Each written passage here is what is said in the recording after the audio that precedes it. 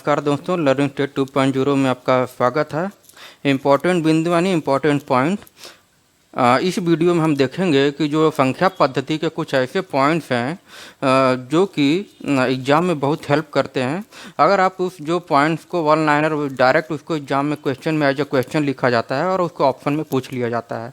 तो इसमें क्या है कि अगर आप क्योंकि इसका कोई वैसा नियम तो होता नहीं कि हम उसको फिर क्या हिट एंड ट्रायल मेथड से उसको चेक करते हैं कि कौन सा ऑप्शन करेक्ट होगा। तो ऐसे में क्या होता है कि टाइम बहुत तील हो जाता है।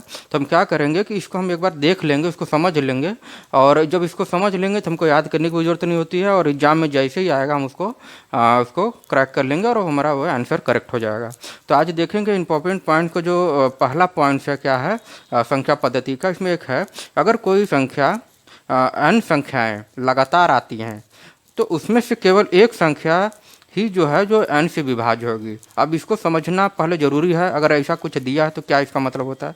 तो अगर कोई n संख्या है, n संख्या जो कोई भी संख्या जो n संख्या है यानी 5 संख्या या 10 संख्या लेकिन आती हो लगातार में, हाँ, तो जो संख्या है जो n है, जो नंबर जैसे 5 से वो डिविजिबल होती हैं। तो इसको पहले देखेंगे क्या है, 5 से या कोई भी संख्या से विभाज्य होगी। कहने मतलब कि अगर कोई संख्या n जो n नंबर की संख्या लगातार कंटिन्यूस आ रही है तो उसमें से कोई एक ही ऐसी संख्या होगी जो कि n संख्या से डिवाइड होती है। तो अब जैसे कहेंगे कि हम पहले n संख्या लेंगे, कौन कितनी संख्या लेंगे, n संख्या। मान लीजिए n की वैल्यू इस समय 3 है, तो हमने 3 संख्या लेना है और लेकिन लगातार लेनी चाहिए, हमको वो संख्या लगातार लेना। तो मैंने लिया 11, 12, 30। तो मैंने 3 संख्या ले लिया और 3 संख्या लगातार आ गई हैं। तो इसका नियम ये कहता है कि इसमें से कोई एक ही संख्या ऐसी होगी जो n से विभाज्य यानी 3 से विभाज्य होगी। तो देखो इसमें से कितनी है, 11, 12, 30, इसमें से सिर्फ 12 है जो 3 से विभाज्य है। तो ये बहुत इंपॉर्टेंट नियम है और इसको चेक करते हैं। अगर आप चेक करने बैठोगे ऐसा तो कोई डाउट आ जाएगा और क्वेश्चन स्किप हो जाता है। तो इसको आप ध्यान रखेंगे। जैसे n की जगह हम और कुछ ले लेंगे, जैसे मैंने 5 n = 5 ले लिया। अब 5 को जैसे हमने सोचेंगे कि नहीं हम बड़ी संख्या लेंगे, यस, तो 51 ले लो, 51, 52, 53, 54, 55।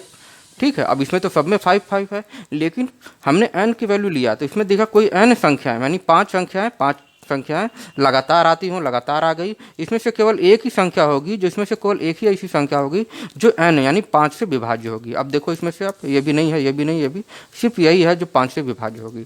तो रूल्स यही कहता है कि कोई भी संख्या है, अब जैसे आप 11 ले लिया, n की वैल्यू 11 लिया, तो 11 को आप कहीं से भी स्टार्ट कर दो। आप जरूरी नहीं कि 1 से स्टार्ट करो, कहीं से आप जहाँ मर्जी वहाँ से स्टार्ट करो, लेकिन 11 संख्या लिखनी है और लगातार लिखनी है। तो जैसे मैंने लिया कि आपका 31 से 31, 32, 33, 34, 35, 36, 37, 38, 39, 40, 41 हो गए। टोटल 11 संख्या है, ठीक है ना, 11 संख्या होगी। अब इसमें से आप ये पता करो कि 11 से कितनी संख्या डिविजिबल है। तो आप सोचो 11 संख्याएं हैं और वो कंटिन्यूस हैं, लेकिन सिर्फ 33 ही एक ऐसी संख्या है जो सिर्फ 11 से विभाज्य नहीं n से विभाज्य होगी।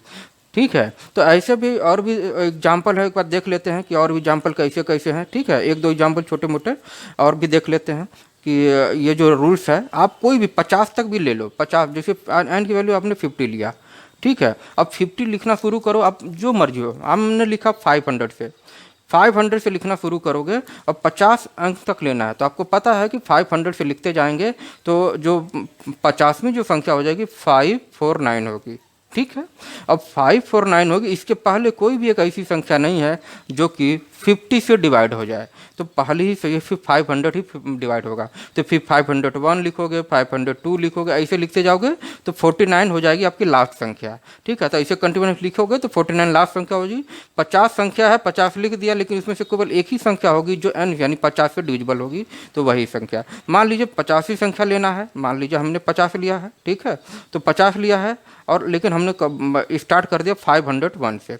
अब जब 501 से स्टार्ट करेंगे तो लास्ट संख्या हो जाएगी 550 हो जाएगी। ठीक, तो लास्ट जो संख्या है 500, 502, 503 ऐसे लिखते जाओगे। अब 50 संख्या लिखेंगे तो लास्ट में क्या हो जाएगी 550 हो जाएगी। और अब इसमें से सिर्फ जो n है 50 से सिर्फ एक ही संख्या डिविजिबल होगी जो है वो लास्ट संख्या। ठीक है, तो ये जो नियम है, ये जो रूल्स यही कहता है, तो आप इसको थोड़ा ध्यान रखेंगे। ठीक है, नेक्स्ट नियम के लिए